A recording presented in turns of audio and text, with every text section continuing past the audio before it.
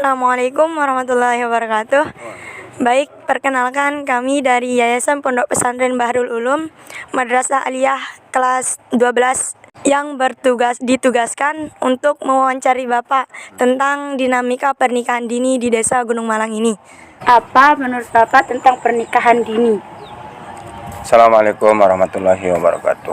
Anak-anakku sekalian yang dari Yayasan Bahrul Ulum Bumi Tunjang Dusun Naik Manis. Kaitan dengan pemerintah perkawinan dini yang ada di Desa Gunung Malang, kalau kita perhatikan ini sangat membawa resiko dia tentang pernikahan dini itu. Apa sebab? Pernikahan dini itu akan membawa dampak ke semua elemen, ke semua aspek kehidupan dari pelaku pernikahan dini tersebut. Jadi pernikahan dini ini sangat membawa efek negatif kepada masyarakat. Oleh karena itu, kami dari pemerintahan Desa Gunung Malang akan berdaya upaya untuk menuntaskan atau mengurangi daripada kapasitas kegiatan masyarakat yang mengacu kepada pernikahan dini. Karena secara garis besarnya pernikahan dini itu akan membawa dampak negatif bagi pelaku pernikahan dini tersebut. Oke, yang lain terus. Kenapa pernikahan dini sangat tidak disarankan oleh pemerintah? Kenapa pernikahan dini dilarang? Ya, dilarang oleh pemerintah. Satu, pernikahan dini dilarang oleh pemerintah. Apa sebab? Karena janin dari hasil perkawinan dini tersebut, janin yang ada di dalam kandungan istri dari anak ini kan dia belum cukup usia. Jadi jelas sel-sel sperma yang menghasilkan bayi itu tidak sehat. Ada aja kekurangannya karena masih lemah, belum waktunya. Yang kedua, dari faktor psikologis, ini dari faktor kesehatan tadi. Kalau dari faktor psikologis, ininya yang belum mantap, belum matang. Jadi pola pemikiran anak yang melakukan pernikahan dini itu labil masih pemikirannya. Artinya labil itu harus benar-benar kita konsekuen di dalam mengarungi samudera kehidupan. Jadi dia masih labil. Artinya cepat-cepat berubah pendirian. Nah, artinya terlalu cepat terobsesi atau masih ambisi, ada sedikit masalah tidak diselesaikan dengan kepala dingin, terlalu beregoisnya tingkat tinggi. Nah, itulah. Yang kedua dari segi ekonomi. Kenapa pernikahan dini? Karena belum mantap ekonominya, belum mapan ekonominya. Anak yang melakukan pernikahan dini ini dari segi ekonomi, akhirnya membawa kesusahan, kemelaratan, sengsara, belum mapan rumah, pendapatan penghasilan alias pekerjaannya belum menetap, otomatis roda ekonomi keseharian itu kan parah. Prihatinlah kita lihat. Yang ketiga ini dari ekonomi, dari dampak sosial. Dari dampak sosial ini terlalu kecil kita lihat. Dan selalu mendapat respon yang tidak sedap dari masyarakat. Oleh karena itu saya harapkan kepada anakku sekalian, usia yang diambil dalam pernikahan dewasa itu kan lakinya 19, perempuannya 19. Nanti supaya enak terbit NA itu. Nanti kalau di bawah itu tidak bisa, desa tidak berani merekomendasikan NA ke KUA karena ini di bawah usia. Kalau lakinya 19 terus perempuannya 19 aman, kita tinggal rekomendasi dia, beranilah kita sama KUA untuk membuat berkasnya. Nah, berarti saya sekali lagi mengharapkan kepada adik-adikku sekalian, dilepas sekolah dulu, mapan ekonomimu, pemikiranmu matang, ekonomi mapan, tidak kita sedikit-sedikit minta kepada orang tua, silahkan. Karena pernikahan itu merupakan sunnah Nabi kan? Itu suatu sunnah yang diperintahkan oleh Nabi Muhammad. Jika kita tidak melakukan pernikahan sementara kamu ini mampu, bersalahlah kita. Tidaklah kita mengikuti sunnah Nabi. Oke, yang lain. Sejak kapan sih pemerintah menetapkan dilarangnya pernikahan dini di Indonesia ini? Kalau kita lihat secara global, secara nasional, kita harus merujuk ke aturan. Kalau tidak salah ya, pernikahan dini ini dari 2015 kalau tidak salah. Nah, itu dia memang sangat signifikan permasalahan ini, sangat kompleks dia. Gitu dia. Tapi masyarakat di sini agak kedok betian dia masalahnya ini. Pemerintah mengeluarkan aturan dilanggar oleh masyarakat. Nah, ini yang menjadi masalah ini. Gitu dia. Kita merujuk ke aturan lah, gitu. Kaitan usia, pernikahan dini ini sejak didirikannya ada lembaga di desa kita ini, Desa Gunung Malang, LPA namanya, Lembaga Perlindungan Anak. Bukan kapasitasnya sebatas menengahi permasalahan pernikahan dini, tetapi juga tindak kekerasan terhadap anak.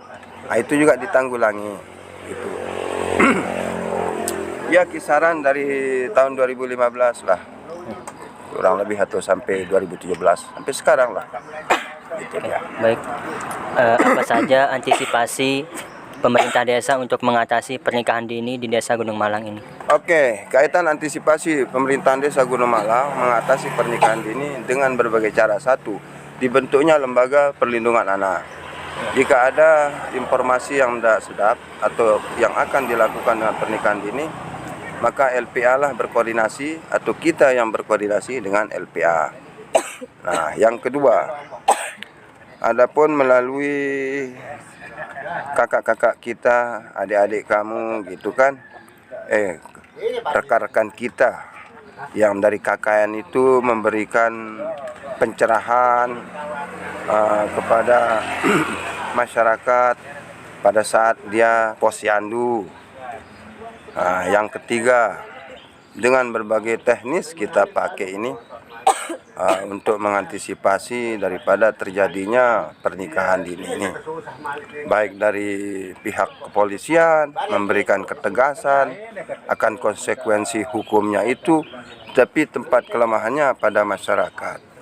Apa kurang bagaimana gitu. Nah, ini dia. Jelas dari pihak kita, saya sebagai Kasih-Kesra memberikan suatu pemaparan kepada masyarakat pada saat-saat tertentu, umpama di saat Polindes atau apalah, pertemuan-pertemuan kecil lah kayak begini ini. Artinya kita sebagai di sini yang Kesra ini bersentuhan langsung kepada masyarakat, memberikan pandangan-pandangan, oh begini permasalahan yang timbul kalau bapak-bapak punya anak kecil terus dikawinkan, ini sangat beresiko dari faktor kesehatannya, medisnya. Apa sebab? Pas si perempuan ini mau melahirkan ada aja kendala. Apa sebab? Ini daripada apa sih namanya itu, waktu melahirkannya itu agak ada aja permasalahan yang dihadapi. Yang intinya fatal nanti di sana itu, mengarah ke fatal. Banyak yang kadang ibunya meninggal dunia, kadang anaknya, bayinya. Nah ini, jadi kita berikan pemaparan. Tapi toh juga bisa kita katakan 70-30, 70% ini yang tidak mendengar, masuk lewat telinga kanan, keluar telinga kiri. Hanya 30 yang merespon, 30%. Nah ini. Yang kedua, kalau saya mengambil suatu pemikiran lebih luas, ini antara aturan Dukcapil dengan aturan Kemenak dengan aturan undang-undang negara ini, artinya ada tidak seimbang dia ini. Contoh di KUA 19, nanti di aturan pemerintah beda dia, mungkin apalah di Capil, maksud saya di Dukcapil itu agak ada perbedaan. Keinginan kita dari pemangku kebijakan ini, coba satukan pendapat antara Dukcapil dengan Kementerian Agama terkait dengan usia standar dari untuk perkawinan dini ini. Nah ini yang belum sinkron ini permasalahan ini. Kalau saya lihat ada perbedaan dia ini. Gitu dia. 19 tahun. Tapi mudah-mudahan menjadi PR bagi kita semua yang perlu kita benahi sekarang. Kita terlepas dari ini, yang penting sekarang intinya kenapa terjadi pernikahan dini? Pertama, yang salah itu orang tua, bukan anak. Kalau saya gali akar permasalahannya. Begitu dia. Orang tua yang kurang pengontrolan terhadap anak. Yang kedua, pengaruh media. Ini yang merusak. Ini pengaruh dunia ini. Kalau kita kembali ke kitab, ini sudah dajjal ini. Media ini kurang-kurang kita mengambil mana hikmah yang baik, mana yang buruk. Ini sebenarnya teknik orang-orang barat sana ini untuk menghancurkan permasalahan ini, demikian ini. Ini pengaruh media yang mempengaruhi si anak. Yang kedua, orang tua kurang kontrol dalam kehidupan anaknya, kurang kontrol dia itu untuk mengarahkan anaknya. Nah, gitu dia. Sehingga terjadilah pernikahan dini itu. Yang pada ujungnya yang menjadi kepala darah di sini adalah anak itu sendiri. Tapi kita tidak bengak.